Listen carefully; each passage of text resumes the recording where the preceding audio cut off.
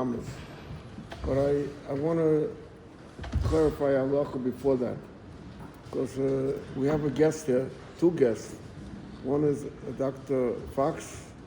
His father was a rabbi in Dayton, Ohio. Right. And I knew to tell him that where I saw his father's drushes, and Maggid Shir, Mr. Boltner. So they're both here from Muncie, and I want to make sure that they don't go back to Muncie and say that we came to Lubavitch Shul and they do things that are strange. Because they were told that we daven to Misrach over here. The shul is not built, so you may think that this is a Lubavitch minhag. And his wife, so he saw another strange thing about Hasidim. So in order to erase that possibility, I want to discuss a din in Shulchan Aruch. There's a din in Shulchan Aruch, and I intentionally did not take the Alter Rebbe Shulchan Aruch that was written by the first Lubavitch Rebbe, the Baal HaTanya, because then again, I'm showing you what Lubavitch does. So I took a Mishnah Bruder. In Simon Tzadik Daled, the Mishnah Bruder, he goes on the din over here, Tzarek Uchaven Neged Eretz Yisrael. That when you daven, you have to face Eretz Yisrael. So he says over here in the Mechaber that you should face Eretz Yisrael, and we onum shemalzirim paneinu lemizrach. We face Mizrach. V'neisha onu yoshim b'marobish Eretz Yisrael. We're on the west of Eretz Yisrael, so by facing Mizrach, we're in Eretz Yisrael. Now becomes the question: what happens if you're davening in a shul where the Aron Kodesh was placed not in Mizrach? It so happens that in this shul, this Aron Kodesh was not placed in Mizrach. Why they did it? Most probably architectural reasons, because they got a better layout of the seats, and maybe it came out to get it worked out for. So, an interesting thing is, if you're familiar, an interesting thing if you go in Williamsburg, Yeshiva Tervadas was in Williamsburg. That's my alma mater. And I started out in Wilson Street. Wilson Street was the elementary department, then I went to the old Mesivta, then I went to the Mesivta on South 3rd Street. The same architect and builders that built this shul in 1927 built that building also in Tervadas. It's the exact layout, the whole building is the exact same layout. And again, over there also, the way they set the Aron Kodesh is not in this Rabbi Shaila. How should you conduct yourself in the shul? Okay, so let me read you what the Mishnah Berurah says. Okay, the Mishnah Berurah says over here, "V'onu shemazdirim tzad mizrach, v'fi l'spal shetzarach l'spal l'mizrach, v'nogu l'kvaya ha'heichol shesefer teira b'teichai b'kaisra mizrachi, v'im I after l'kvay b'mizrach l'kvay b'darim, v'alkalpan l'egel ma'irav she'yeh achayr l'am u'miyu afilu kavo ha'heichol b'kaisra acha tzarach l'hachza l'nspal l'hachza panav l'mizrach." First, the truth is, the Be'er Hater brings someone a daya that disagrees with this. The Be'er Hater brings over here that there's the question is, the Mishnah Berurah has a question over here, if you come to a shul, and you know this din, and you come to a shul where everyone is davening towards the Aron Kodesh, so should you daven the way everyone else or not? So the next Simon Kotner over here, it says,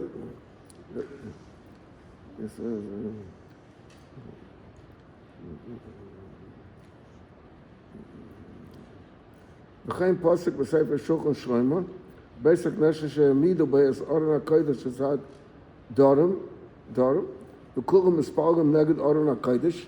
Everyone like over here, everyone shehi tzad darim, af shehu Shaloika Hagen, as the Mishnah says, Ukanal Besip Cotton Anal, Mikol Mokum Habol Yispal Shom, Yispal Litzatchat Siba Mispalim, then you should do it the way that Siba.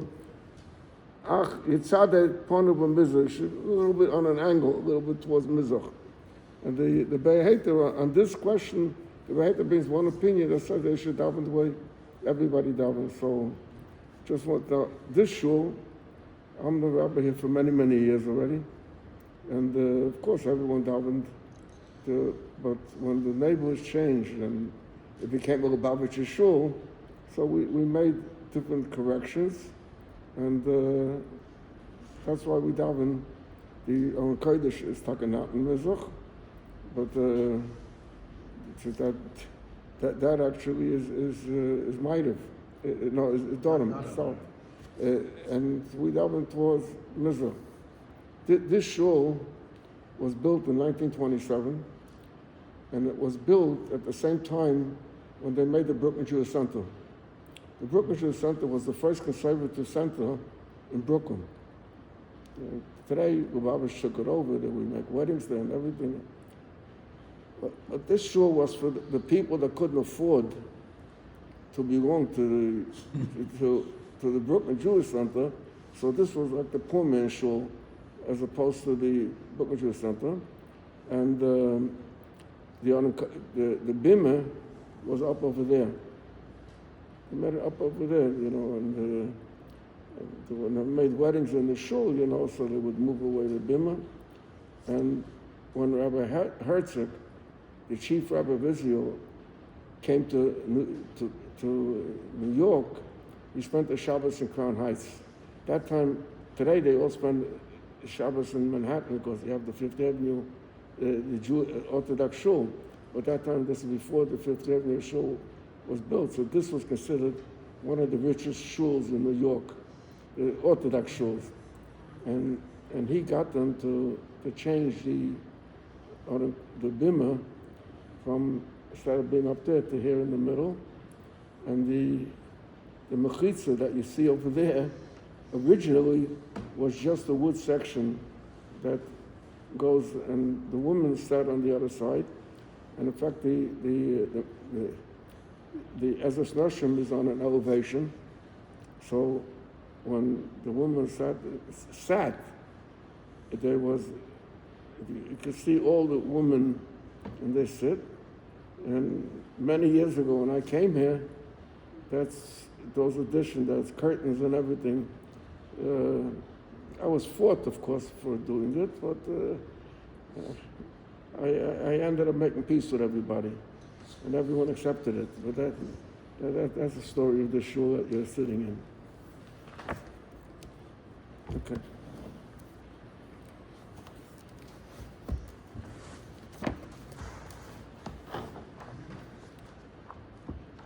We're learning now usually we learn Rav Shulchan Aruch, but there's no Rav Shulchan Aruch on these dinim, so I have to suffice with Kitzur Shulchan Aruch. We were holding. Huh? We were holding. I'll soon tell you.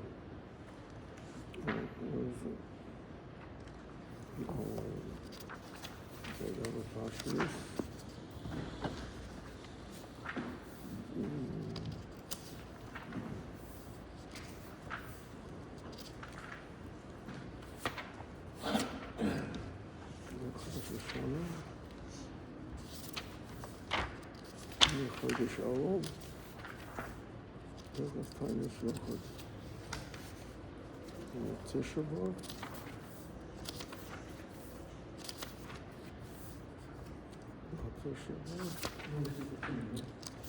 Tisha B'Av.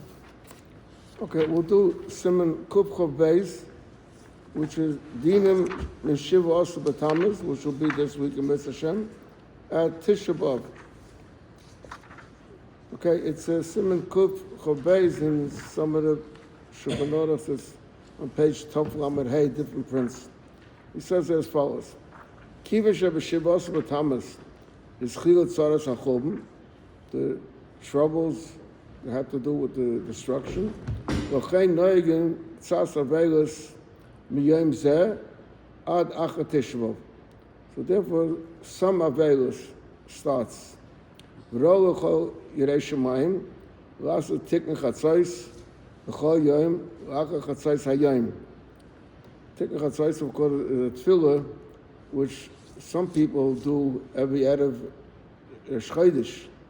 It's in the Siddur, in the Nusach Harisa, there is the Tikn Chatzos, but it's for Yechidim. Ein Noisem Noshim, you don't make weddings. Afilu Misha Adayin, L'kiyam Mitzvahs Prudavu. Abalasa Shiduchim, but to make Shiduchim, Afilu B'Suda Mutter, Ad Chodesh Av. What does Shiduchim mean? There are 3 stages in a wedding. One stage is Shidduchim, the second stage is Edison, and the third stage is Nisuyim. Shidduchim is what we call, in Lubavitch, we call a vault, or some call it a l'chaim. In other words, the boy and the girl, our minhag is that they go to the oil, to the Rebbe, to get a bracha, to notify that they're making a decision to become chas and kala. And then, right after that, they make a party, call it a vault. What's that, a vault? Because there is what's called tanoim. Tanoim means stipulations. In Svarim, they had tanoim rishayim and tanoim achrayim. Tanoim rishayim is the tanoim that were made a few months before the wedding, and there was tanoim achrayim that was made right before the wedding. And there were many things that went into the tanoim that don't go into the tanoim that we have today. For example, in those tanoim that they made years ago, there was whole questions about Yerusha, about who should yashim what and things like that. And in our tanoim that we make today, incidentally, I'll mention it. There's a line which I think many people don't even know the words what they mean, but it says as follows: certain things will be split. The expenses of the Rav, the Chazan, the Shamas will be split. And then it says, after that, there's 2 words, umachmas v'chulu. What's umachmas v'chulu in the Tanoim? So in other Tanoim, it says, umachmas ketat v'idur, yisnagut ketakana shum. In the Tanoim, what does that mean? That means as follows, that it was customary for the Kala's side to give nadin to the chassan. And many times it was a sizable amount of money. The question is, what happens if there's a breakup after the wedding? Which happens sometimes. What happens if the chassan disappears? It means it's a nice way to saying that he passes away, chas v'sholom. The question is, who will keep the nadin money?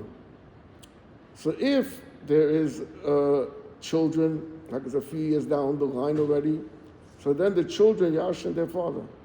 So the nadin money will go to the children, set up a fund for the children.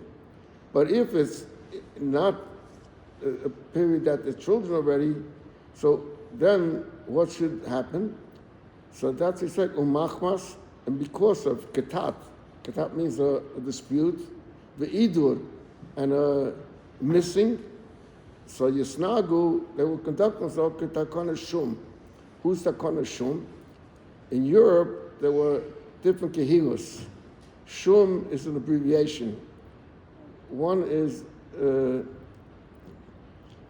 Vamaiser and Magensia.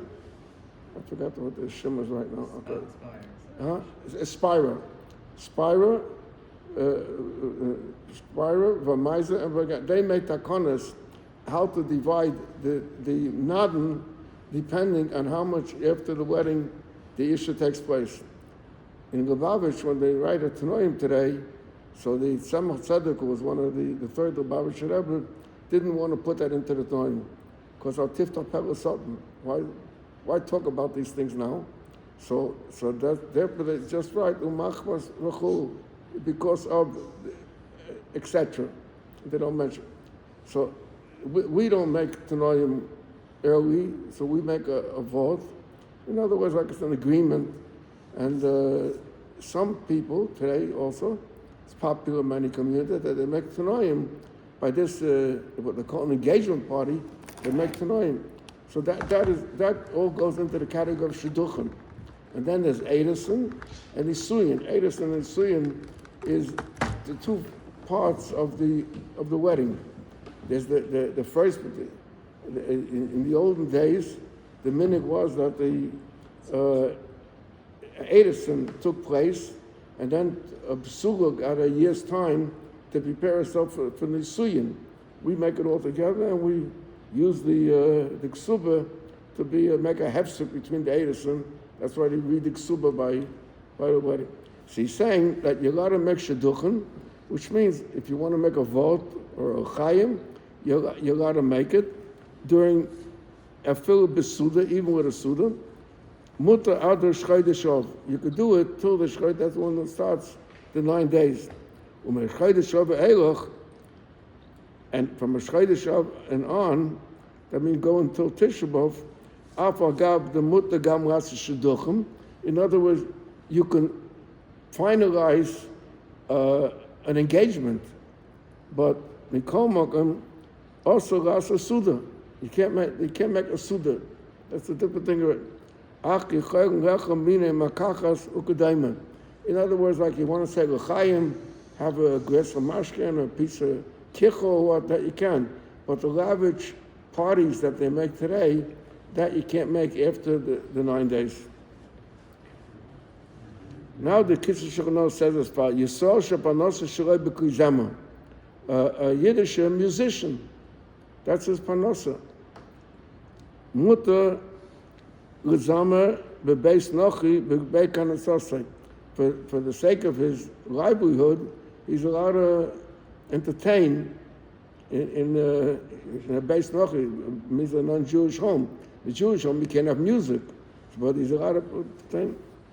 Ad Rosh Avo Rosh Chodesh Ad Achatainis also is not allowed. V'yom Shavuos B'Tammuz Atzmoi Gam Kein Osa. The day of Shavuos B'Tammuz itself is already considered the first day of the 3 weeks. In other, the Chiddush is over here. Why is he emphasizing the Chiddush?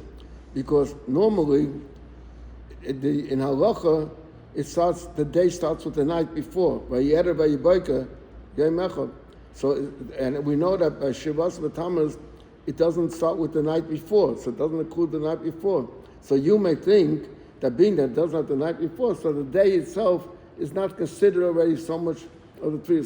So therefore he is over here that B'yom Shavuos B'Tammuz Atzmoi Gam Kein Osa. You should know that even though the night is there's a whole shaila in Igros Moshe if you got to make a wedding the night is Shavuos B'Tammuz, because we pass that you shouldn't. I mean, you say Shavuos B'Tammuz, you shouldn't do what?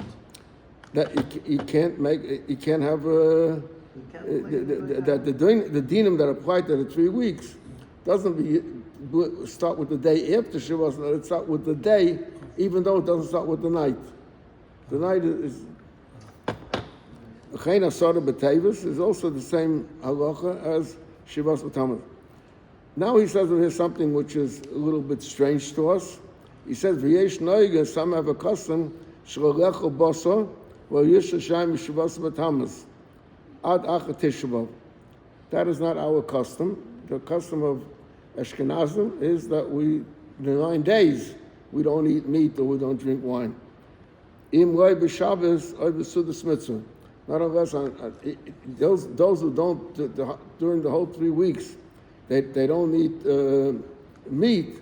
So Shabbos is an exception. On Shabbos, there's no avelos on Shabbos, and the same applies also to drinking wine. Let's see one more simon over Sif. Noigen shem v'vochem shechiyonu b'yomim ha'elu. The custom is that we don't make a bracha of shechiyonu. Shechiyonu is a bracha that's connected with Simcha. So, and during we minimize Simcha, so B'achain and Kaina V'Rovshem Beged Chodesh.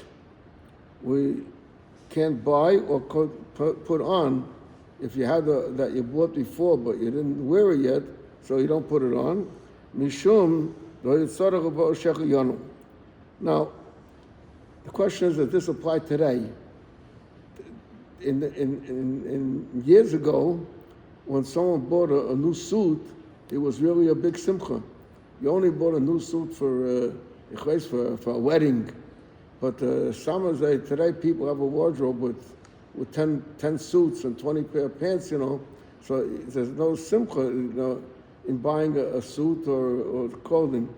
But still, to buy a beged choshev, even though we don't make shechayanu on it, we try to avoid.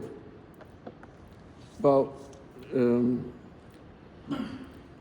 pidyon aben mevoken shechayanu shelo lahachmas es hamitzvah. In other words, by pidyon aben, they make a bracha shechayanu. They make two brachas over there. One is al pidyon aben and one is shechayanu. So, in order not to hold off on that the mitzvah should be complete, so we make the shechayanu. Well, pri yesh l'hakol v'ar shechayanu, but again, that's not our minig. We don't make a shechayanu on a new fruit during the 3 weeks. B'Shabbos or afilu b'chol, im lo yimtza pri zeh l'achar Tisha B'Av. So he's saying, if it's a fruit that just came to market and it's not going to be available later, so okay, you could be lenient about it, but if you have it afterwards, then don't eat it now. Wait till after Tishma. And then he says, "Lo talmidim oy habonim b'yom ha'elul." Someone should not hit the students. It was once popular. Corporal punishment was once very popular in the schools, which today, of course, is forbidden. But he's saying that it's not a time to awaken negative things during the 3 weeks. I once told a story that I was a principal in Lubavitch Yeshiva, and I had a Rebbe hit a child, and the kid went downstairs, and there was a public phone. He called the police, and the police came to my office with the kid, and luckily it happened to be a Catholic policeman that he told him that when I went to school, they also hit, and you should be happy that they do it. And that was closed the case. Yeah. Why not? Because you're ma'oda dinim. Okay. Now we will work for my...